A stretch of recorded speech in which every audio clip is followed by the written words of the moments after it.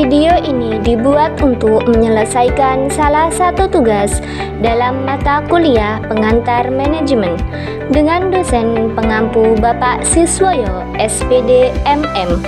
Kami dari kelompok 2 yang terdiri dari 3 anggota kelompok yang masing-masing bekerja sama dalam memenuhi tugas pengantar manajemen.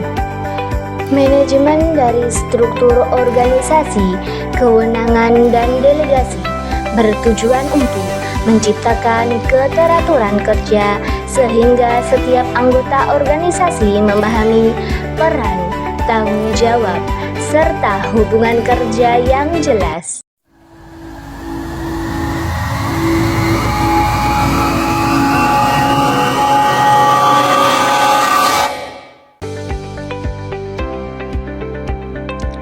Jadi, struktur organisasi, desain organisasi, kewenangan, dan delegasi. Struktur organisasi adalah kerangka formal menjelaskan tugas, tanggung jawab, dan alur kewenangan. Mengatur bagaimana aktivitas diorganisir agar tujuan tercapai. Selanjutnya, kita akan membahas komponen struktur organisasi, yaitu ada 3 menurut Robbins dan Coulter. 1. Spesialisasi kerja, yaitu pembagian tugas berlandaskan keahlian. Terus yang kedua, rantai komando, yaitu alur kewenangan dari atas ke bawah. Yang ketiga, ada rentang kendali, yaitu jumlah bawahan yang dapat dipimpin secara efektif. Dan kita langsung membahas bentuk struktur organisasi, yaitu ada 3. 1.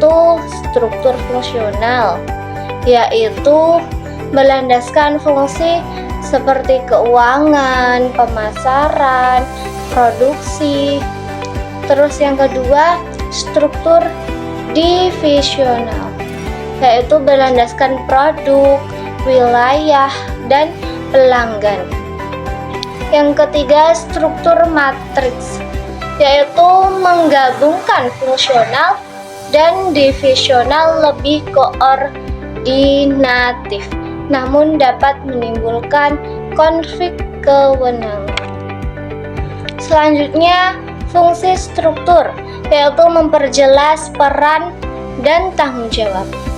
Yang kedua, mencegah tumpang tindih kerja, memperkuat koordinasi dan pengawasan. Terus pengertian desain organisasi. Desain organisasi yaitu proses penyusun unsur organisasi agar berfungsi efektif. Tidak hanya bentuk struktur, tetapi juga sistem, proses, dan hubungan kerja. Selanjutnya, tujuan organisasi, yaitu menyeimbangkan kebutuhan organisasi dan kemampuan sumber daya manusia. Yang kedua, mempercepat pengambilan keputusan. Yang ketiga, meningkatkan komunikasi lintas bagian.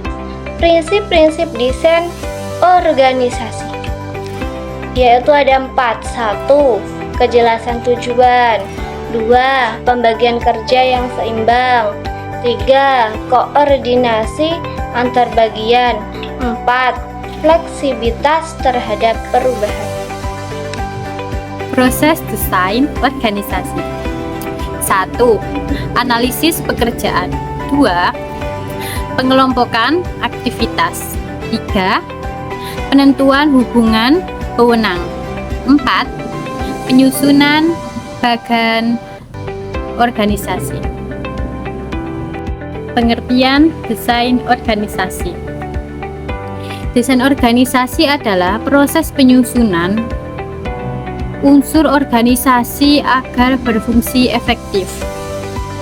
Tidak hanya bentuk struktur, tetapi juga sistem, proses, dan hubungan kerja. Selanjutnya, tujuan organisasi. Penyeimbangan kebutuhan organisasi dan kemampuan SDM. Mempercepat pengembalian keputusan. Meningkatkan komunikasi lintas bagian. Dan prinsip-prinsip desain organisasi, yaitu ada 4. 1. Kejelasan tujuan. 2. Pembagian kerja seimbang. 3. Koorganisasi antar bagian. 4. Fleksibilitas terhadap perubahan. Selanjutnya, hubungan garis dan staf. Garis sama dengan pelaksana utama, staf sama dengan penasehat dan pendukung. Potensi konflik sama dengan staf merasa diabaikan. Manajer garis merasa terganggu.